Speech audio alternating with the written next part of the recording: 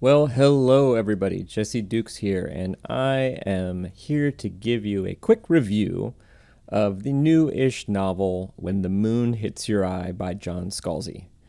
Now, why am I reviewing a novel rather than talking with Chris Bagg? Well, it's a new segment we're experimenting with. I read a lot of books, Chris reads a lot of books, and we thought it might be interesting to see what happened if we occasionally reviewed and made recommendations.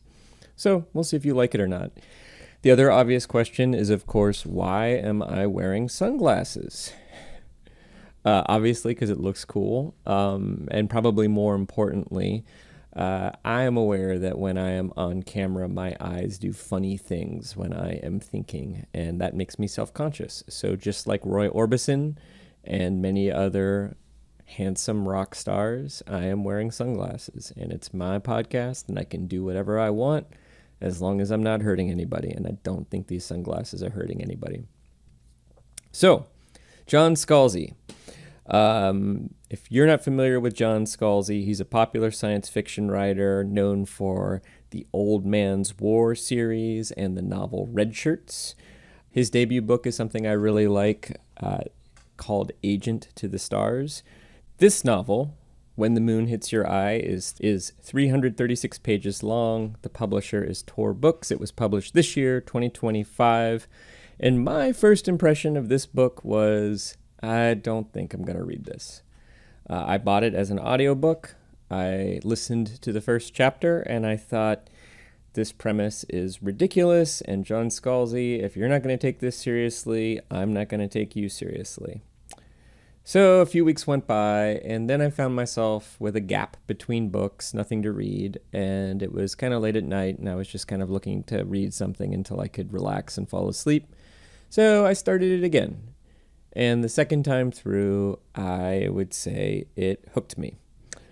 And the first moment that hooked me was a chapter that was rendered entirely as a Reddit thread about whether or not people were noticing that the moon had gotten a lot brighter. Now, I should probably just say, this novel has a bizarre and ridiculous premise, and I don't think it's a spoiler to give it away. The premise is the whole book, and the premise is that the moon has turned into cheese. What kind of cheese? Nobody knows. Scalzi keeps that deliberately vague. It's a kind of running joke. But the moon is now cheese. And the way that people notice this is that moon samples, moon rocks in museums are also now cheese. And the moon is suddenly a lot brighter because it is lighter colored.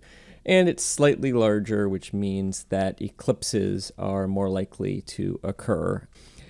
I'd say the first chapter where I actually started to feel like, you know what, there's something kind of neat about this book was a man in a diner story.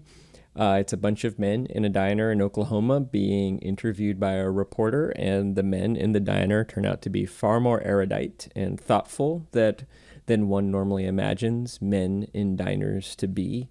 As you go through the book, you start to gradually realize, oh, this is in fact a novel, but it's also kind of like a series of short stories about characters, some of whom reappear, many of whom do not, some of whom have relationships with one another, many of whom do not.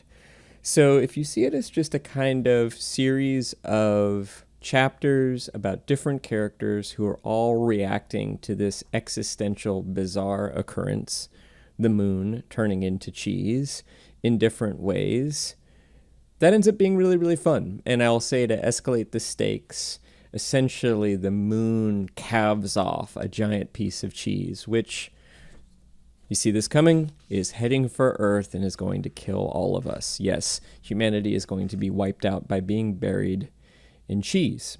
That's the premise. That is the existential crisis that all of these characters are dealing with, and they all deal with it in different ways, some of which are admirable, some of which are quite amusing, some of which are not admirable. Another chapter I really enjoyed was about two estranged brothers who own competing cheese shops in Madison, Wisconsin's Capitol Square. That chapter ends more or less in the way that you might expect or see coming, but the way it gets there is clever and heartwarming. There's another chapter about an aspiring young science fiction writer, a young woman. There's a chapter that's, as I said earlier, just a Reddit thread. There's a chapter that's a kind of fun and funny and ultimately heartwarming group text thread, I think, or maybe it's a Slack channel, something like that. And the book ends up being this kind of celebration of ordinary people in America, particularly nerdy, ordinary people, and the sort of quiet heroism and nobility that people like that can have in certain crisis situations. There's also a hilarious chapter about a billionaire space cadet who essentially hijacks the spacecraft that he has built for NASA so that he can be the first man to return to the moon since, the 70s. I won't tell you how it ends, but it ends in a way that is sort of, well, I won't tell you how it ends. And the next chapter is a bunch of nerdy high school students talking about the events of the prior chapter, and that is quite amusing. You know, this premise is absurd, but it is an experimental novel. It's experimental in form. It's, let's take an absurdist premise, let's just declare it, let's not explain it, and then let's do a series of loosely related chapters about how people deal with that particular premise.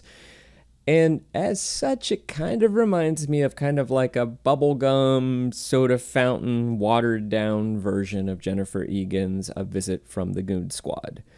I don't think that it has the narrative precision of Jennifer Egan. I don't think it has the lyrical prose that Jennifer Egan has. Egan also has a fascination with some real dark parts of human character that Scalzi maybe alludes to but doesn't really dive into. But it does have moments of real heart, and it is experimental in an interesting way. Would I say this is one of my favorite John Scalzi novels? No. I would say my favorites are his debut, Agent to the Stars, which I think is a masterful Douglas Adams-like satire set in Los Angeles. I really like Red Shirts. I won't spoil the premise of that one. I like the first Old Man's War novel. And there were a couple of others of his novels that I also like too. I will say that his most recent novels, this is the third in a series of novels that are not really related, but he says are thematically related. I don't think they're as strong as his earlier works. I think sometimes I sense that this is somebody who is writing to fulfill the terms of a multi-book contract that he signed a few years ago. Sometimes the novels feel that way. But I still think this just barely qualifies as a good book. It's like he is a baseball player who takes a swing at a pitch that he probably should have laid off. He doesn't get good contact, but he hits a dribbler down the third baseline and then just legs it out with a lot of heart, making it a base hit, sort of the way that, Tom Berenger's character does at the very end of Major League. He just kind of guts it out with some sweet moments and some heart. So I'm going to give this book 3 stars out of 5, which means it's good. Better than I expected after that first chapter. If you haven't read Scalzi, I would not suggest that you start with this. Read Red Shirts, read Agent to the Stars, read Old Man's War, and decide if you want to keep going. But if you already really like Scalzi and you enjoy his facility with dialogue, I do think he's one of the great dialogue writers of all time, like right up there with Nora Ephron and Herman Mankiewicz. I think you'll probably enjoy this one too. So that was my review of Agent to the Stars by John Scalzi. This has been Upper Middlebrow. Upper Middlebrow is a Small Point production. Jesse Dukes and Chris Bagg are the rival shop owners of Capitol Square under the watchful gaze of Miss Forward, a.k.a. Lady Wisconsin. You can look all that up. Music by Ben Pajak and Jesse Dukes. Design and website by Chris Bagg. We are supported by Jenny Grieve and Justin Reich. And a reminder, Chris and I are both writers and editors and can help you with your writing, podcasting, or editing project. You can see some of our portfolios and learn more at our respective websites, chrisbagg.com and jessedukes.com.